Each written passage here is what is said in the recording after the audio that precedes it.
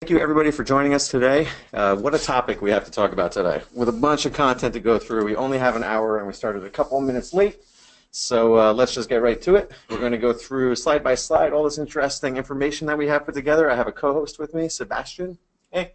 And at the end we have a little Q&A. So thanks for everybody that took time out of a busy holiday week to do this. Maybe not the best week to do this actually, but we're doing it anyway because this is what we love to do. So let's just get started. Let me just go over here to the screen share. What are we going to talk about today? We're going to be talking about introductions, going through who we are. We're going to talk about who you are and why you're here. Talk about the phases of a website redesign, which includes planning, technology, planning, design, then technology and development. We're going to talk about the budgeting and economics of redesign projects. Talk about some predictions that we have, and then open it up to a little Q&A. So if at any point you have a question in the interface on the right, if you go to webinar control panel, you can put in a question and it comes right to us. So introductions, I'm going to start myself. My name is Peter Check, CEO, co-founder of the New Possibilities Group. We've been in business since 2001. Our specialty is highly customized design and development of web applications and custom content management systems. That is my email if you want to reach out to me with any questions. And Sebastian, go ahead and introduce yourself. Hey, I'm Sebastian, the art director here. Been working here for about 8 years doing this as I love, and as you can see, my email is there to contact me directly. I manage and maintain any products going out in terms of the website from a user experience perspective. Cool. Thank you, Sebastian. So talk a little bit about our experience. Like I said, in business since 2001. We started with small to medium businesses. We still work in that space. We have some larger customers as well. Some of these you might have heard of. Some of the newer ones we're working with, we're really excited about the United Jewish Alliance of New York City. We just did a project for Verizon, International Data Group. We redesigned and put their website up this year. So a lot of great stuff's been going on here that we're really proud of. And who are you, and why are you here? Well, hopefully you're here because you're planning to redesign your website in 2017. So we're going to talk about design, technology, and obviously the phases that go into such a project. We're going to talk about common reasons why people redesign, which are these. You know, typically the design's out of date. You might be out of style. Maybe your content is massively disorganized on the front end, maybe on the back end too. Your CMS might become vulnerable or difficult to use, and you might be attracted to some of the newer technology that's out there. And then there's always the people who are, hey, it's been 2 years, it's just time to go ahead and redesign.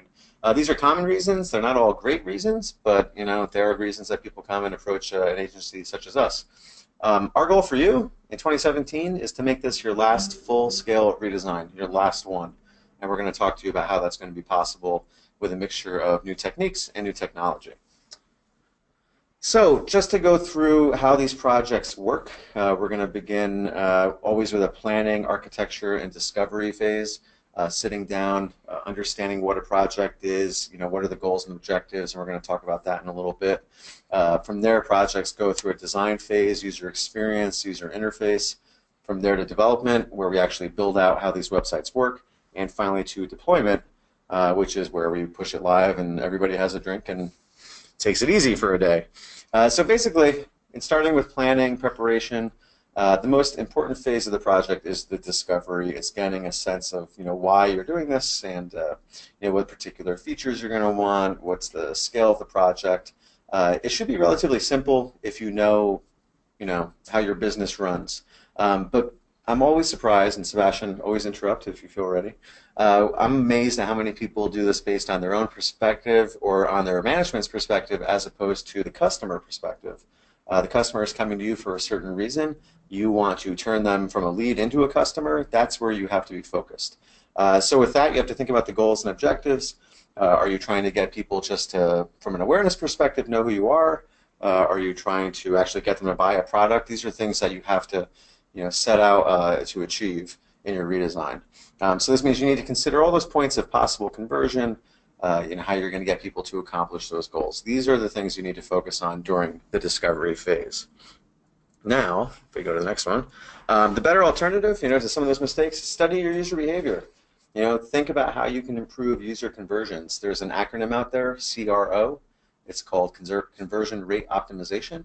You know, that's going to be something that you have to focus on. How can you optimize the rate at which people convert?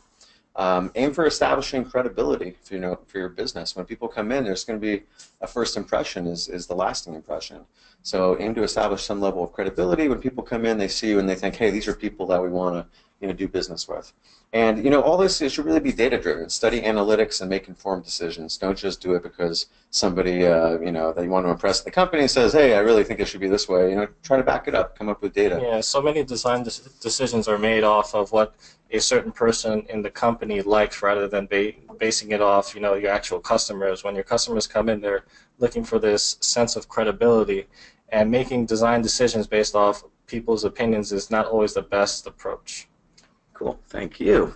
Gives me a chance to get a drink over here and take a breath. So how do you properly plan for these things? There's two ways to do it. You can do it yourself. You could plan for a series of internal discovery sessions. We have a bunch of blog posts that'll actually tell you how to do this. Or the other thing is you could hire someone to do it, typically an agency. We do this service. I'm not going to shove it in your face, but it's something that you could always come to us for help.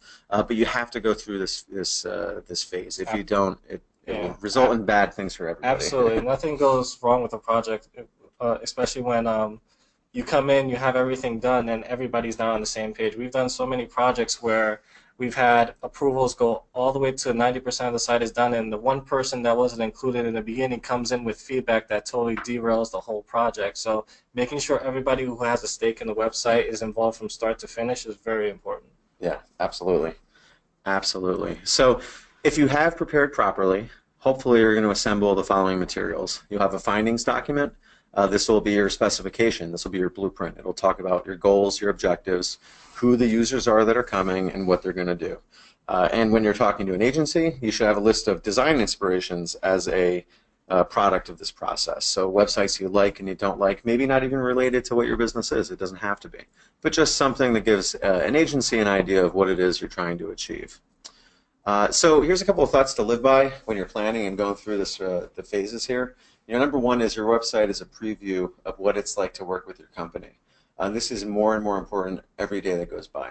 So when people come in and they're getting a top-level view of who you guys are, if it's a horrible experience, they're going to pretty much assume that working with you is going to be terrible too.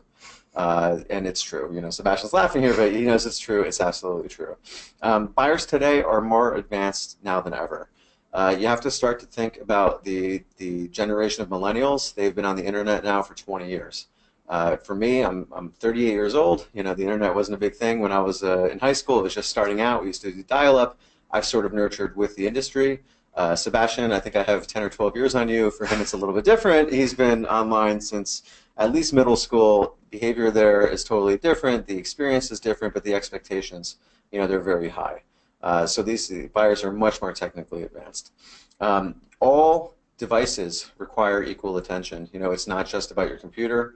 I'm speaking to higher management here, people that are probably a little bit older than me. We're talking about the fact that PCs are just one way of gathering information today. A lot of people are doing the nurturing and awareness phase of the buying cycle on their cell phones now, reading blogs, getting a sense of who you are. So every device requires equal attention. And it's time now to stop thinking about your website as a brochure. You really have to think about how you can integrate your website into your sales process with your sales team. It's a living, breathing thing. It's not something that you just set it and forget it. So these are things that you have to remember throughout the entire process. So we're going to take a quick look back at 2016 design trends. I'm going to let Sebastian take the floor here. And go ahead. Sure. So first thing we'll talk about here is we're going to talk about these past trends that happened in 2016. You had the card-based design, you had minimalism, you had gradients, you had the long scrolling pages, and we have the infamous Hamburger Menu. So let's dive right into it. So the card design, the card design makes it very easy to create a singular style on your website that's very uniform. It allows the user to scan the website very quickly, but there's some downfalls to it. Number one being that it's really hard to establish a hierarchy or singling out important content when everything is listed out with the same style and size. So this style you can see was being used a lot with Pinterest. I think brought this to the scene. And it was big on product sites, big on social media sites. But right now I think it's kind of fading away as marketers and designers are looking to really create a sense of hierarchy in terms of what content is more important than the other. I gotcha. Go ahead. Minimalism. This is a style that's actually, I guess I would say it's a rebellion against the idea of gradients and making complex decorative designs. It was about letting the content speak. This is still, I think this trend is still good, but it's really for certain brands and products. Like Apple does a great job with minimalism because they have such a great device to show. So why distract the user with fancy design and decorations when you can just put up beautiful pictures of your product? Or if you have a great product like this one right here, let the product speak for itself. Don't distract the users with complex design. So it's still valid, but it's something that people are still embracing, but you need to also make sure that it's applicable to your brand and product. Cool. Next one. Gradients. The gradients are almost considered the Comic Sans of colors if it's not used correctly. And you saw a resurgence of this, especially from Apple, when they redesigned all their application icons. They really brought back gradients and showed people how to properly use gradients. I feel gradients are great when used correctly. However, if not used correctly, they come off as tacky and ugly. But again, if used correctly like Apple does it, and you can take a look at their mobile icons, how they've reintroduced it, it could look really great. It can add a little spice to your site that you're looking for. I'm a little tired of it. I feel like everyone's doing it. Go ahead. Now you have the long scrolling pages seem like a great idea. Put all the content where everybody can access it without having to reload the page. However, these pages are good for maybe people who are looking for detailed information, but for high-level thinkers, for people who are looking to make quick decisions, for people on mobile devices, it quickly becomes a burden to scroll through all this content. People need their experiences guided when they come to your website. They need funnels. They need places to go. This idea of having this open range, choose what you want and scroll down the page and get more and more information is good for technical people. It's good for people who are actually doing the work, but for managers and marketers who are looking to make quick snap decisions, they really need a guide. They really need to be guided through your site. So this has its pros and cons. It's really a case of when to use it and who you're targeting. There's also a lot of problems with people trying to integrate this into content management. Yeah. Because these pages, the way that they're organized, I don't think there's really one CMS that does a great job of it or really thought about this as a possibility. Absolutely. So many different modules, but we're going to talk about that in a second. I am against this. You know it. Go ahead. The hamburger menu seemed like a great idea. You think you'd create a universal symbol for people to access, especially on mobile. But a lot of people, we've tried this on a couple of sites, even on desktop. And now there was a big movement in the 2014, 2015 years to actually push this to desktop. But I do think that it does have its downfalls. And we've tried it on a couple sites, and we've seen the data. People miss it. People don't understand what it is. People don't want to click it. There's many ways you can probably approach a navigation with a lot of options, but the hamburger menu is not proving to be successful. Even on mobile, it's not proving to be that successful. So definitely it's it's actually removing options away from the user. I think, and maybe we'll talk about this moving forward, is keeping your navigation simple. 4 items max, creating a funnel for them rather than showing every single option, 10 menu items up top. You keep a simple navigation of 4 key items you want to funnel your users through is a much better approach than hiding the entire navigation. Now, again, it's debatable depending on what site you have, what's your brand. Do you want people to actually access your menu? These are all things you should consider. But overall, from a UI perspective, people are missing the hamburger menu. They're not even acknowledging it. So we're going to let hamburgers stick with 5 guys, and we're not going to be doing it here. Okay. So new trends to consider. And I'm going to be interrupting on these because I think some of these I definitely agree with a few. So. Stock images. There's a place to use them, but it's fading. People can spot a stock image from a mile away, especially if you're just using generic ones that aren't really unique. Everybody has access to them, and you could just tell it's a stock image. In fact, isn't that this is a mock stock image, because I think that's James Franco's brother. Yeah. And this is literally the way I found it when I made this, is I Googled cheesy stock images, and this one came up front. So I believe this was from a campaign making fun of stock images, but it really does prove our point.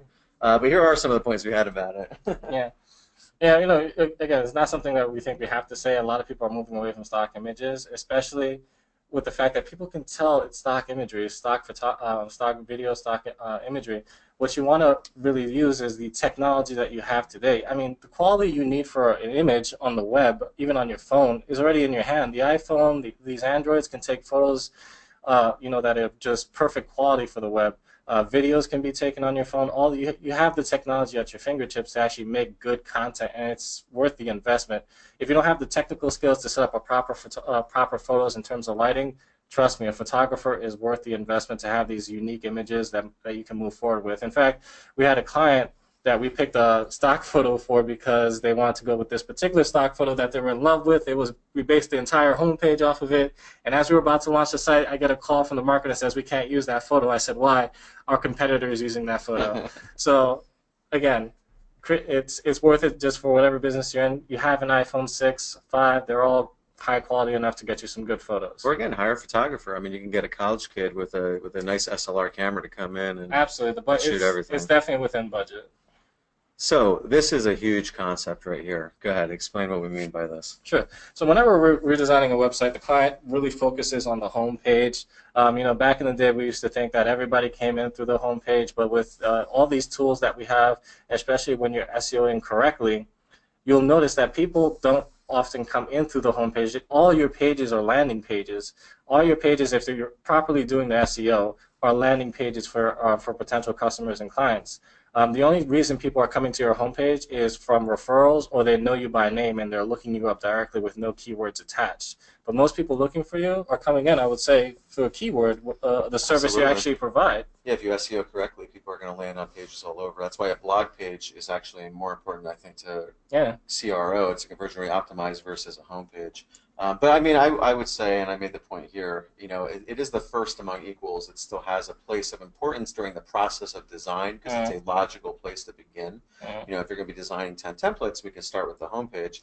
But do not think that it's the most important page by any means from a performance perspective. Yeah, I would say every page has to be thought of as a landing page. It can't just draw people in. There has to be some type of information there that recognizes it's a new landing page for potential users coming in, whether it be a product detail page or a product listing page.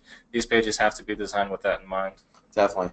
And don't shoot yourself in the foot when you're doing it. The homepage should be simple. Again, most people that are going to find it are going to find it because they've been referred, because they know who you are. So it's a great place to make your claim. Have a reassurance statement. On our homepage, we make the claim that we focus on custom design and custom content management. And then we talk a little bit below, we have a reassurance statement. And then we funnel down to particular segments of the site that we want to get people into. That's what the homepage should do. You're not going to really, I don't think you gain a customer on the homepage, but you definitely lose one there. Yeah. That's an important way to look at it.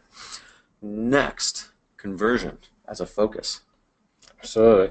So what I would say, design is meant to serve a purpose. A lot of people confuse design with art, but it's really not the same thing.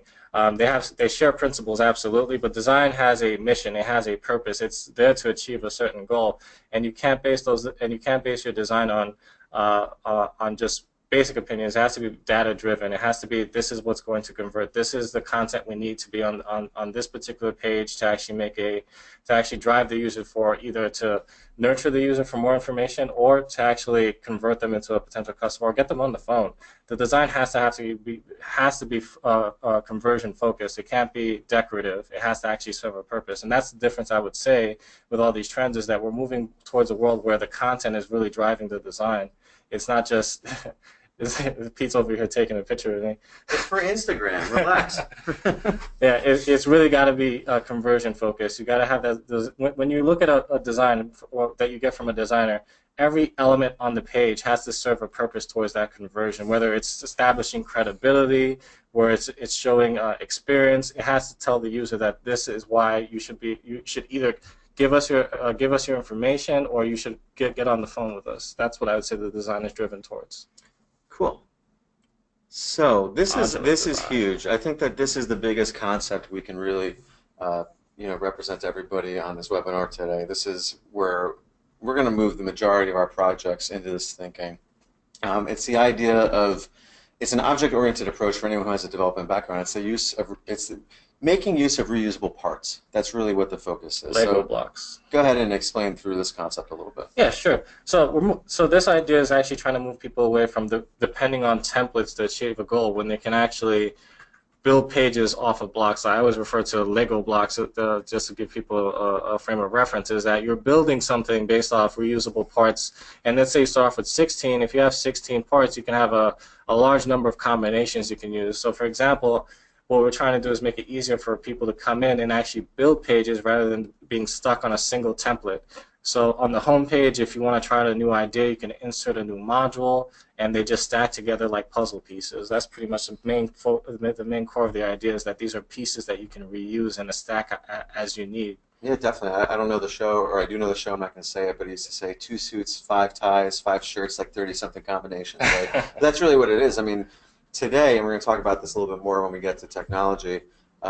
Most CMSs and most web designers are going to come in from the perspective of templates. They're going to talk about how many templates you're going to have. And we still see customers come to us for a redesign who literally their website has 2 templates in WordPress. It's a home page, and then it's a template page, and that template page is expected to do everything. Our goal when you go into your CMS is to have a virtually unlimited amount of templates. You're just going to choose what parts are going to go onto it. So let's forward a little bit. Justin, speaking about modular design, this is the secret sauce to eliminate future massive redesigns. Because if you're making it into a modular design, you have the ability later to change the parts and not have to change the whole. So it's a very, very important concept to have. This is how we're hoping to save you from having to go through a cycle of 2 years looking at your website again. Like I said, there is a problem. CMSs have limitations, but we have come up with a way to do this. One thing that we've been working on throughout 2016 is actually building a module for WordPress, a plugin. Obviously, we love custom CMS. It's a big part of our business, but we still do get people who come in and require WordPress. Major limitation in WordPress is just this. You can't make pages based on just modules and parts. It's really template driven. And we have other technology problems with WordPress that we could talk about, and that's a whole other topic. In fact, we have a whole different webinar that talks just about the CMS of the future. But this is a quick way to get some custom CMS functionality within WordPress. So basically, these are screenshots of the system in action, and administrators go to a page, and instead of editing just what are fixed fields, they can choose what type of module from the left they're going to want to integrate, and then on the right, they can set the content, whether it be dynamic content from maybe data types, or static content for that page in particular. So this is a very powerful tool. Absolutely. Well, especially for marketers. They come in, they're able to organize the page as they see fit to try out new ideas on the fly rather than having to go to a designer. The designer goes to the developer goes back to the designer and back to the marketer. You're taking a process that actually, we just spoke to a client, and actually, they're really interested in this, and the reason why is it takes them 3 weeks to make a change on their website. It's crazy. And this technology here, this plugin we made for WordPress that they're going to use, allows the marketer not to worry about design or layout. They can just come in and say, hey, this is the idea I want to try, and they can go into the back end and build the page as they see fit. And like Pete said, you can add new modules, so you're not limited to the set of modules you get on launch. It's a continuously improving site that you can add new modules as you see fit. So. Absolutely. So this is the wave of the future, we believe. So that was talking from a design perspective about trends of the past, trends of the future. We're going to talk a little bit more about technology, and the success of your project in the long run is really going to be determined by the tech that you choose. And in this case, we're talking primarily about CMS, content management systems. Your ongoing expenses, any future liabilities from a security perspective, the freedom to make changes, and the lifespan. These are all things that are going to, in the long run, determine if you made the right decisions, and all things you have to consider. So if there's ever a time to think about a new CMS, it's when you're going to be doing a massive redesign. It allows you to do a tech review. And you have to ask yourself certain questions, like, do you like how your current CMS works? If not, why not? Have you worked with other systems?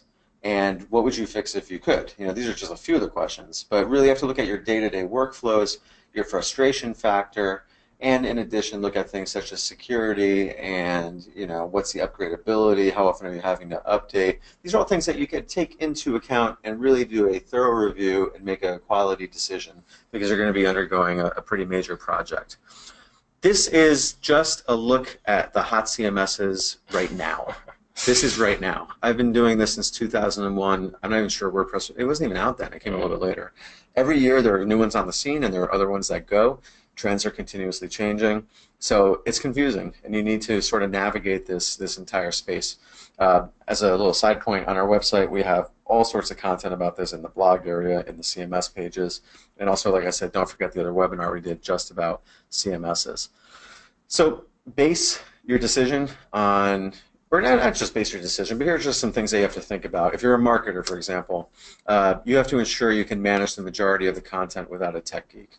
I mean, this is a major thing. You don't want to be calling somebody like me, Absolutely. and I'll be the geek in the room, and Sebastian will be the stylish one. You don't want to call someone like me to make simple changes. You have to be empowered to do it. You also have to be empowered to move quickly because technology moves quickly. Marketing is all about technology today. It's all about metrics and statistics. There are platforms for this. We all know their names. They're changing on a regular basis. They need to integrate seamlessly. Your tech has to allow that. SEO is really has large technical implications now. You know, your speed of your site, the security of the site, your mobile responsiveness. These are things that as a marketer you have to be concerned about. So really the basics here, don't lose, or the top level thought, don't lose freedom. Don't lose any freedom because of a platform. Don't give up on a feature you want because the platform doesn't allow it. And then look at this from the perspective on the other side. If you're in an IT department, you know, typically it's very rare that we go into an organization we don't have to deal with somebody from IT. 2017 is going to be the year of security. I can tell you that right now. And we wouldn't even get into presidential politics or hacking from Russia or this or that. But I can tell you without a doubt, security is going to be a major issue for everybody. We're going to be talking about it continuously. You see this little meme here, you know, about WordPress. WordPress is well known as being probably the most vulnerable platform out there.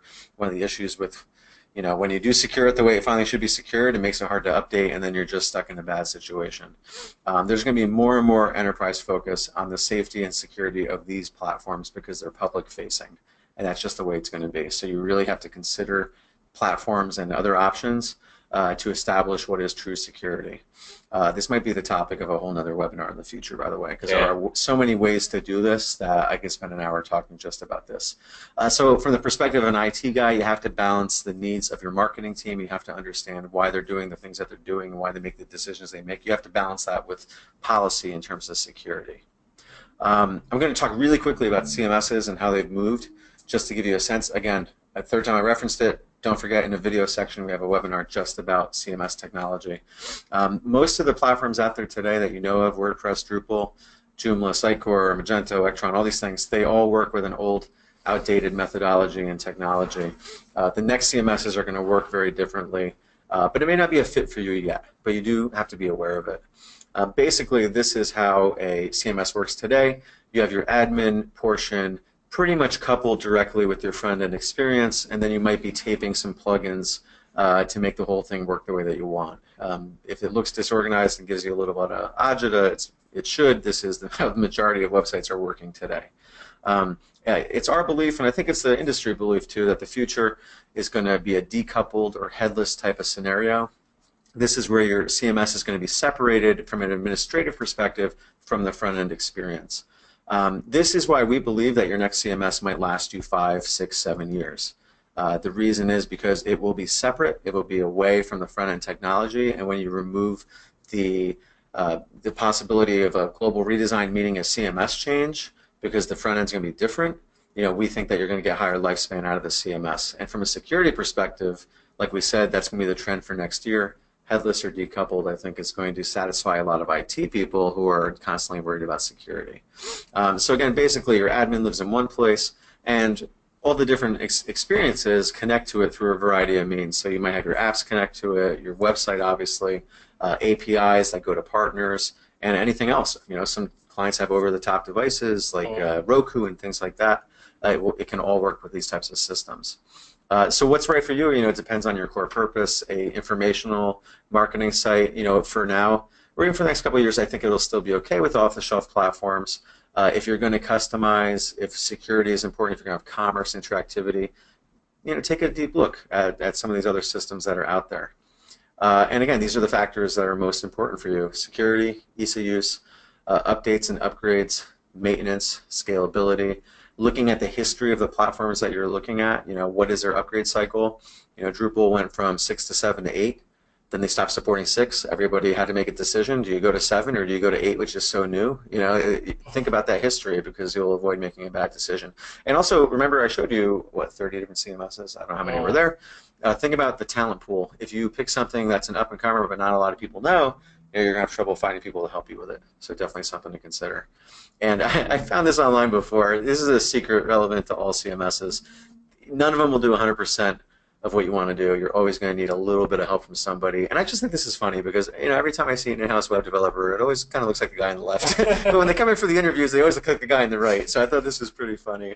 It's just little bit of humor for the Christmas week here. So final things to think about and consider when you're finally getting to the point where you're deploying your website. Almost everybody should be using a service like Cloudflare right now, which will prevent you from distributed denial of service attacks, DDoS.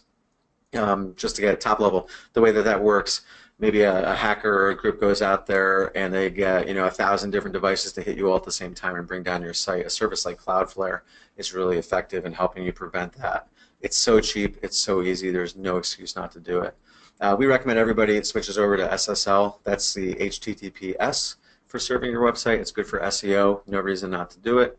When you're going from an old site to a new site, make sure you redirect any pages that have moved, because search engines need to know. And to some of you, this might seem like a real no-brainer list, but you'd be amazed how many people don't do this. Have a real host. If you should not be a company. If you have more than, let's say, $100,000 in revenue, get off of GoDaddy. I mean, seriously, you just shouldn't be there. There's no reason to be there. I mean, we see customers come in, 9-figure organizations with a site on GoDaddy, and they wonder why it's slow. You got to be kidding. And if you're going to use something off the shelf, always minimize those third-party plugins. They really sort of jam up everything and make your updates and upgrades a little bit unreliable. So we're going to talk a little bit about the economics. This is something that obviously everyone's concerned about. How does it work today in dealing with agencies in terms of relationships and arrangements? We believe that this is changing as well. The next phase in working with an agency is going to be continuous improvement, not a cycle of inefficiency, which I'm going to show you in a second what I mean. And also, I think that a lot of agencies are looking at this differently, and I think customers are going to like this. Most software today is leased. You used to buy Microsoft Office. Now you license it on a monthly basis. Same with Adobe. I know we license everything here on a monthly basis. There's no reason why your website shouldn't be leased too. There's no reason why you have to put out $40, $50, $100,000 just in the beginning of a project when you can space that out over time. And I think that more and more agencies are going to do it. We're going to talk a little bit about that. So again, my big prediction for next year, I think this can be your last redesign. If you make a solid technology choice, if you focus on continuous improvement, you're going to be more agile. So your next redesign is going to happen every day after you launch your site. It's going to be a continuous cycle. This is the cycle of what web design looks like today. And we see it all the time. I've been in business long enough that I've done this cycle with people 3-4 times, and it still happens. In fact, Sebastian's been here for 6 or 7 years, and I know he's done a couple of sites more than twice. Yeah, absolutely. So, I mean, what does the cycle look like? You have a website. It's up there for 1.5 to 2 years, and then you're like, I want to redesign it. We were a little generous. We said 3-month redesign. Most people it takes a little bit longer. You launch a new site, you let it sit for 1.5 to 2 years. Go through the same cycle again, and on and on and on. But it's not an incremental series of improvements. It's just a complete, rebuild every single time, and the goals and objectives they're not always well defined. So we believe toss out that whole theory and just focus on continuous improvement. Launch a site, but continuously make subtle changes based on data instead of having to go through a massive recode and rebuild it every single time. That's perspective number one. Perspective number two on how arrangements are changing is leasing. We think more agencies are going to be leasing these websites out. Almost, like I said, almost all software is leased. This for customers is great. It enables cash flow management, and also it's very easy to facilitate continuous improvement. So basically what an agency would do is look at the scale of the project, understand what the first part of it is going to be, and then they're going to finance part of that project over a term, but they're also going to include what's ongoing continuous improvement in that deal. So what you would basically have is a year or 2-year agreement where the first 3 or 4 months might focus on the rebuild, but you're going to be paying the same monthly fee throughout the entire relationship of the project. This is, like I said, this is being talked about more and more on my side of the table with other agency owners. More and more people are offering it. There's various different names for similar types of arrangements. You should definitely consider it if you're, not ready to go and spend, like I said, a massive amount in one shot and then just let the thing sit. This is a much better way to spend your money and your effort. And also another part too is that most agencies are also going to throw the infrastructure costs into that as well. So your ongoing hosting, your support, 24/7 monitoring. When we do these arrangements, we throw that all in as well. So you really have a one-stop shop for all the needs related to the website. No matter what your arrangement is, I'm just going to take a throwback to a half an hour ago. No matter what you do, always go through discovery first. make sure you know what your spec is, make sure you have a blueprint.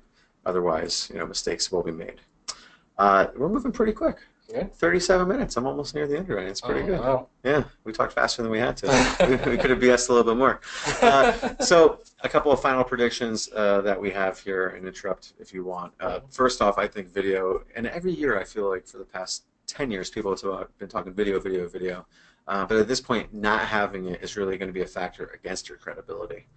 So I think everybody needs to start thinking about what they can do to have animated videos, talking head videos, some sort of content. It's easy to share. It's highly effective on social media. I know everybody sees scrolling through their Facebook feed or on Instagram, they see video content now. You absolutely have to have it. Bots and AI, it sounds almost kind of gimmicky, but we're seeing some companies doing cool things in terms of customer service. When you go to chat, you may not even be talking to a human anymore. So in terms of how this affects your next website redesign, I'm not really 100% sure right now, but it's something to keep in mind if you want to be on top of the next great thing. Bots and AI is a good place to look. This one is a little bit interesting, content as a service. I'm basically referring to hosted CMS solutions. There's a bunch of them that are out there. I like it in the respect that it's decoupled and headless, but I don't like that you have to license it like any other software that you might license, whether it be QuickBooks or HubSpot or whatever. It's something to keep an eye out for. I think it's going to gain a little bit of traction, but it is still very young, and I think people, you should know about it. And my final prediction, there's going to be SEO changes. I'm just not sure what they're going to be yet. And again, not to delve into politics, but I do believe with the advent of all these fake news sites, with the amount of content out there that isn't credible, I do believe that at some level Google is going to smarten up on this, and they're going to do something to affect the rating of certain websites. Again, I don't know what it is, and my theory on SEO has always been just practice a common sense approach. Don't try to cheat the system, and you're not going to be punished for it later. I think what's another point I had there? I'm losing it. I don't know. Yeah, it's almost Christmas, I guess. I don't have predictions, but I do have recommendations. So one thing I'd recommend for 2017 is moving towards agencies that don't just execute, but actually come in with ideas and are there to solve your problems. And there's a difference between executing and solving problems. You want an agency that can come in, understand your business, and come up with marketing solutions, come up with ideas that actually meet your goals. You want to go to a company that can come in with ideas and say, hey, I have this problem, and give you several options as to how to solve this problem within your budget. The days of just going to someone and saying, hey, just draw this for me, or just make a new website, it has to be driven with a sense of goals that everybody is on the same page, and the agency and both you and the agency have to be on the same page. So I think the internet is going to get very competitive in 2017, even more so than it is today. So having people who are innovative is going to be key. Yep, I like that. Okay, and we're right to questions. Look at that. So let's see what we have. I saw a couple come in. And give me 1 second. Let's get everything together here. So, actually, you could probably answer on some of these. What's up? Corey, does WordPress already have modular capabilities? Or no, it doesn't. Sorry, doesn't. Does WordPress does it already have modular capabilities? No, it doesn't at all. You have to use third parties, and even with the third-party plugins, we've run into this issue before. Third-party plugins is you use them, it's being managed by the community. If that developer disappears or actually gets a job or disappears, the plugin is no longer supported and it goes out of date when WordPress updates. We've dealt with that plenty of times. So no, it doesn't. There are definitely a lot of options and plugins that are good, but again, it's being maintained by the community. So you may lose support for it. Okay, going through Lizzie. I'm a CMO. Any tips for bringing together multiple stakeholders? Yeah, you want to take it or should I? Yeah, you should take that. I'll take it. Okay, so multiple stakeholders. Bring in a third party. That's really the best way to do it. Bring in someone else that can sit down with all the individuals and with them as a group, get them all on the same page, go through a discovery process. Sometimes a third party kind of diffuses internal tensions, looks at it from a different perspective. It's almost like group therapy in a way. So that's definitely something I would recommend to do. And the last one, if this is my last redesign, how long will my CMS last? That's a great question. I mean, if you take something off the shelf, it's very hard to predict. I can't predict. Sebastian can't predict. But remember when we talked backwards about, or back in the past about CMSs, we talked about history.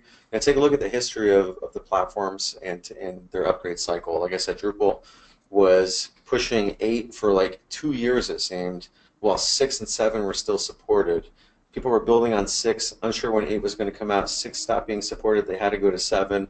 And we're not Drupal experts. I believe 6 to 7 was a pretty massive upgrade. This is just history. I'm not picking on the platform. I'm just saying take a look at history and get a sense of how long these things might last. Especially when you're talking about a global upgrade from WordPress 3 to 4, whatever the flavor of 3 was to 4. It's just something that I think you have to keep an eye out for. I mean, there's really no guarantee. I do find that the custom CMS solutions that we build, we've had some customers using the same platform since '07 or '08. I mean, it's hard to believe, but that's almost 9 years now. Absolutely. And they've been running the same core software. So, one thing to keep in mind if you do custom build, and again, we have other webinars just about this, but if you do custom build, software on the back end moves at a much slower pace in terms of innovation versus front-end technology.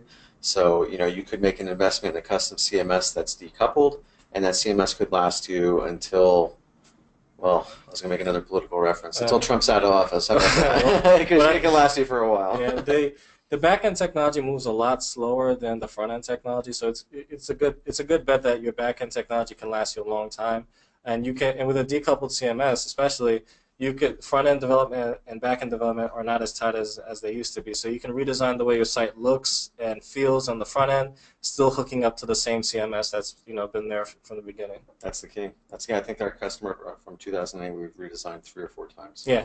So including apps and all these other things. They had a decoupled CMS before they even knew that they had it.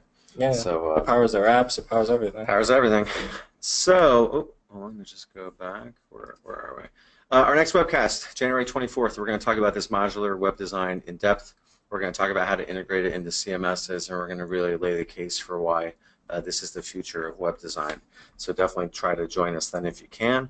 Don't forget there's additional resources. We publish a blog at least 1 or 2 a week, so take a look at that. We have this webinar will be there, other webinars, other videos in our video section. We have a bunch of downloadable ebooks, including one that is about the CMS of the future. Which is basically about decoupled and headless. Have a look at that. And if you do need us, there's our website again. We're located 15 miles out of Manhattan, something like that. If you ever want to visit. If you ever want to visit, yeah. And if, we, on a good day we get there in 20 minutes, on a bad day it takes 2 hours. So that's just the nature of being close to, I guess, the greatest city in the world, right? So, hey, everybody have a great holiday. We'll see you in January. And if you need either of us, reach out, npgroup.net. So thank you. Have a good day.